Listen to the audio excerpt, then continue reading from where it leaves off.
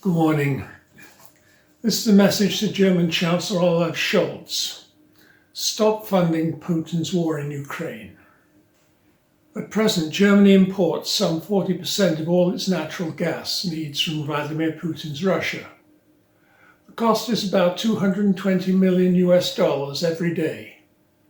This means that over the past decade or so, Germany has probably contributed sufficient to Russia's war chest to pay for its Ukrainian invasion. And Germany continues to do so. There's a long-standing and deeply cynical relationship between Germany and Putin's Russia on natural gas. Historically, gas imports from Russia to European countries came by way of several land-based pipelines. Pipelines to Germany came through Ukraine, which earned transit fees for the use of their pipelines. Under former Chancellor Angela Merkel, Germany came to a cosy deal with Putin's Russia in 2011 to cut out the middleman. The Russian state-owned company Gazprom built the Nord Stream gas pipeline, which detours around Ukraine by running underneath the Baltic Sea.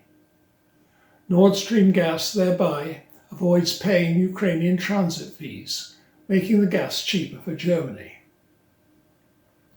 Gazprom also constructed a twin pipeline, Nord Stream 2, to double the amount of gas that could be provided by the Nord Stream route.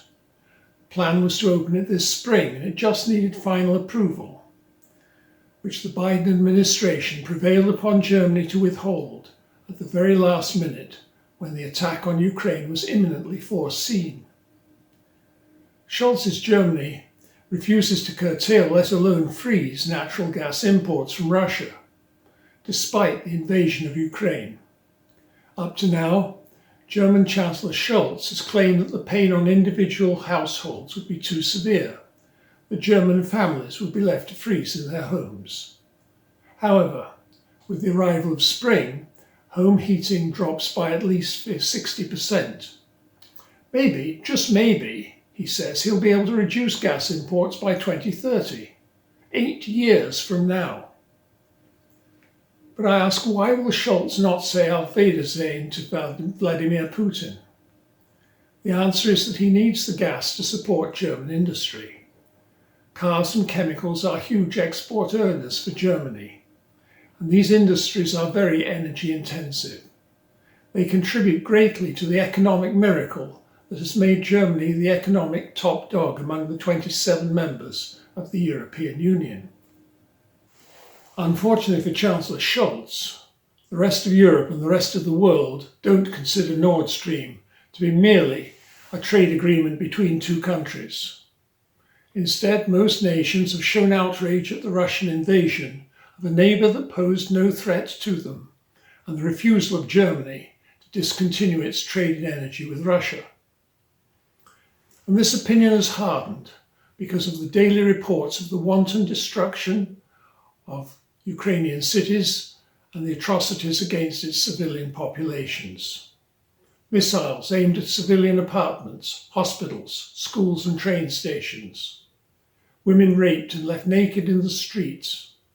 Men shot in the head with their hands tied behind them. People of Mariupol left for weeks without electricity, food, and even water. This is utter barbarity on the part of the invaders. Jesus famously told his disciples to love your neighbours. He would certainly not consider an unprovoked attack on your neighbour to be an act of love. Jesus also stands with the oppressed. And therefore I suggest that Jesus would not consider it loving to watch your neighbours being brutally and mercilessly attacked with weaponry that your money paid for. So remember this, Herr Chancellor.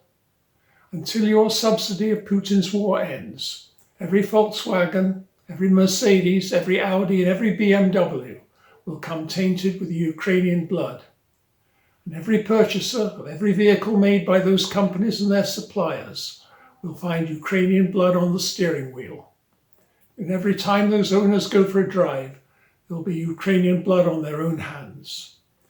So I repeat, Chancellor Scholz, stop funding Putin's war. Amen.